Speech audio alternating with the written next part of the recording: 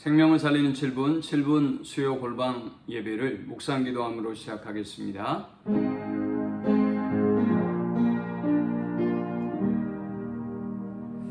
하나님 감사합니다. 오늘 밤에도 주의 이름으로 모여서 예배케 하신 은혜에 감사합니다.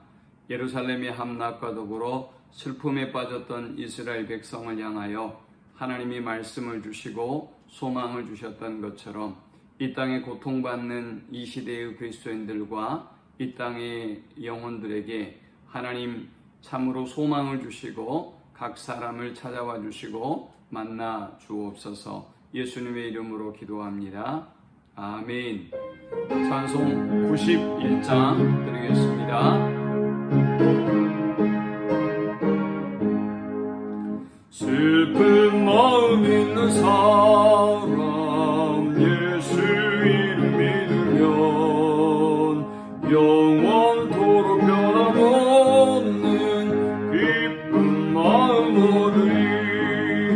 예수의 이름은 세상의 소망이요 예수의 이름은 전국의 기쁨일세. 거룩하신 주의 이름 너의 방패 삼으라. 환난 시험 날에 주께 기도드려라. 예수의 이름은 세상의 소망이요 예수의 이름은 전국의 기쁨일세. 존귀하신 주의 이름 우리 기쁨 되도다. 주의 품에 안길 때에 기뻐 찬송 부르리. 예수의 이름은 세상의 소망이요 예수의 이름은 전국의 기쁨일세. 우리 갈 길 나가는 후에 보좌 앞에 나가 왕의 왕께 경배하며 멸류관을 드리리. 예수의 이름은 세상의 소망이요 예수의 이름은 전국의 기쁨일세. 이 시간에 주시는 살아계신 하나님의 말씀은 구약성경 예레미야 애가 1장 1절에서부터 3절까지의 말씀입니다. 슬프다 이 성이여, 전에는 사람들이 많더니 이제는 어찌 그리 적막하게 앉았는고. 전에는 열국 중에 크던 자가 이제는 과부같이 되었고, 전에는 열방 중에 공주하였던 자가 이제는 강제 노동을 하는 자가 되었도다. 밤에는 슬피 우니 눈물이 뺨에 흐름이여, 사랑하던 자들 중에 그에게 위로하는 자가 없고 친구들도 다 배반하여 원수들이 되었도다. 유다는 환난과 많은 고난 가운데 사로잡혀 갔도다. 그가 열국 가운데 거주하면서 쉴 곳을 얻지 못하며 그를 핍박하는 모든 자들이 궁지에서 그를 뒤따라 잡았도다. 아멘. BC 586년 철옹성 같았던 예루살렘은 바벨론의 느부갓네살 왕에 의해서 완전히 정복을 당하게 됩니다. 성벽은 무너졌고 성전은 불에 타서 완전히 회파되었습니다. 예루살렘의 함락으로 말미암아 하나님의 선택된 백성이라고 하는 자긍심을 가졌던 이스라엘은 깊은 절망과 아픔을 경험하게 됩니다. 예레미야는 이 즈음에 유다 왕국의 멸망을 바라보며 눈물로 5편의 시를 씁니다. 바로 이 5편의 시편을 모은 것이 바로 이 슬픔의 노래인 예레미야 애가입니다. 그는 남유다의 멸망과 또 예루살렘의 성전의 파괴를 모두 다 목격합니다. 그는 당시의 상황들을 떠올리며 이 슬픔의 노래를 부를 수 있었습니다. 그는 선지자였기 때문에 함락된 도성 예루살렘과 이스라엘을 바라보며 결코 낙심하고 절망하고 있지만은 않았습니다. 그들이 그렇게 될 수밖에 없었던 이유를 선포했고, 그리고 그들이 소망을 가질 수 있는 또 비결도 선포하게 됩니다. 지금 우리의 조국 교회와 우리 대한민국이 겪고 있는 상황도 당시의 상황과 비슷하지 않을까라는 생각을 합니다. 우리는 이러한 고통과 아픔을 당할 때에 이 고통과 아픔을 어떻게 치료하고 해결할 수 있을까요? 먼저 우리는 우리 자신을 돌아보아야 합니다. 예루살렘은 이스라엘의 수도이고 하나님의 성전이 있는 거룩한 장소입니다. 사람들은 절기를 지키기 위해서 예루살렘으로 1년에 3번씩 엄청난 행렬로 몰려들었습니다. 세계의 모든 문명을 주도했던 강대국들이 주변에 있음에도 불구하고 이스라엘은 하나님이 그들과 함께 하심으로 어깨를 나란히 하는 민족이었습니다.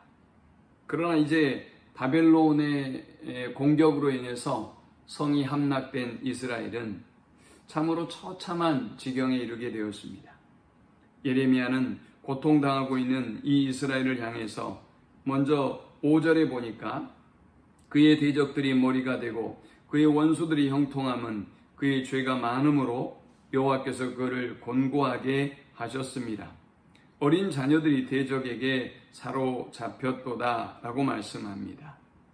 이제 이 고통과 아픔은 하나님의 뜻과 하나님의 일하심이라는 것을 선포하고 있는 것입니다.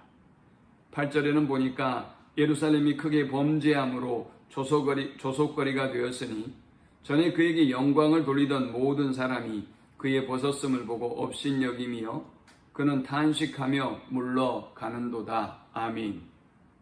우리가 고통과 아픔과 비웃음과 조롱을 당할 때 우리가 가장 먼저 해야 할 일은 세상을 탓할 일이 아니라 세상이 불공평하고 이것이 문제라고 말하기 이전에 먼저 우리는 우리 자신을 돌아보아야 하는 것입니다. 두 번째, 우리는 기도함으로 하나님께 나아가야 할 것입니다. 9절에 보니까 그의 더러운 것이 그의 옷깃에 묻어 있으나 그의 나중을 생각하지 아니하며 그러므로 놀랍도록 낮아져도 그를 위로할 자가 없도다. 여호와여, 원수가 스스로 큰 채하오니 나의 환난을 감찰하소서. 이제 원수들의 우쭐대는 모습을 보면서 예레미야는 그 민족의 고통과 아픔을 가지고 하나님께 나아가고 있는 것입니다. 하나님께서 환난을 감찰해 주시기를 기도하고 있는 것입니다. 12절에도 보니까 그 모든 백성이 생명을 이으려고 보물로 먹을 것들을 바꾸었더니 지금도 탄식하며 양식을 구하나이다. 나는 비천하오니 여호와여 나를 돌보시옵소서라고 간구합니다. 지금 우리의 교회가 해야 할 일이 무엇일까요? 우리 성도들이 이 코로나로 인하여 엄청난 고통과 아픔을 당하고 있는 이 시기에 우리가 해야 할 일은 그 무엇보다 하나님께 먼저 기도하는 일일 것입니다. 세 번째는 회개함으로 하나님께 돌아가야 합니다. 14절에 보니까 내 죄악의 멍에를 그의 손으로 묶고 얽어 내 목에 올리사 내 힘을 피곤하게 하셨으며 내가 감당할 수 없는 자의 손에 주께서 나를 넘기셨도다. 우리는 지금 엄청난 고통과 아픔을 당하고 있습니다. 그러나 우리가 해야 할 것은 이 모든 고통과 아픔이 우리의 죄로 인한 것임을 알고 우리는 하나님께로 회개함으로 돌아가야 한다는 것입니다. 18절에는 여호와는 의로우시도다. 그러나 내가 그의 명령을 거역하였도다. 너희 모든 백성들아 내 말을 듣고 내 고통을 볼지어다. 나의 처녀들과 나의 청년들이 사로잡혀 갔도다. 우리는 지금 이 고통과 아픔을 바라보며 그저 저 세상 사람들처럼 불안과 두려움에 떨 일이 아니라 하나님 앞에 회개함으로 나아가야 하는 것입니다. 돌아가야 할 것입니다. 20절에는 여호와여 보시옵소서 내가 환난을 당하여 나의 애를 다 태우고 나의 마음이 상하오니 나의 반역이 심히 크미니이다. 밖에서는 칼이 내 아들을 빼앗아가고 집안에서는 죽음 같은 것이 있나이다. 아멘. 이 고통과 아픔 속에서 예레미야는 하나님이 우리에게 원하는 것이 회개하고 돌아가는 것임을 선포하고 있습니다. 그것이 이스라엘 백성이 소망을 가질 수 있는 방법이라는 것입니다. 사랑하는 여러분, 우리도 지금 예레미야가 애간장이 타도록 눈물로 회개하고 기도하고 있는 것처럼 고통의 시간을 보내고 있습니다. 그러나 우리는 이 기회를 통해서 우리 자신을 돌아보아야 할 것입니다. 하나님께 더욱더 기도함으로 나아가야 할 것입니다. 회개함으로 하나님께 나아가서 하나님께서 이 땅을 고치시고 새롭게 하실 것을 믿고 나아가는 것, 그것이 지금 우리가 해야 할 가장 중요한 일일 것입니다. 하나님께로 돌아가는, 그리고 예레미야처럼 이 나라와 민족과 조국교회를 위해서 눈물로 기도하는 우리 모두가 되기를 축원합니다. 하나님, 우리는 조국교회의 고통과 아픔을 바라보며 이 나라와 민족의 고통과 아픔을 바라보며 우리 자신을 돌아보고 회개함으로 하나님께 돌아가기 원합니다.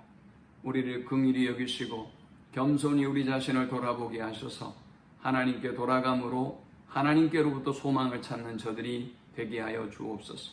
주여, 우리가 주님께로 돌아갈 때 약속하신 대로 이 땅을 고치시고 새롭게 하여 주옵소서. 예수님의 이름으로 기도합니다. 아멘.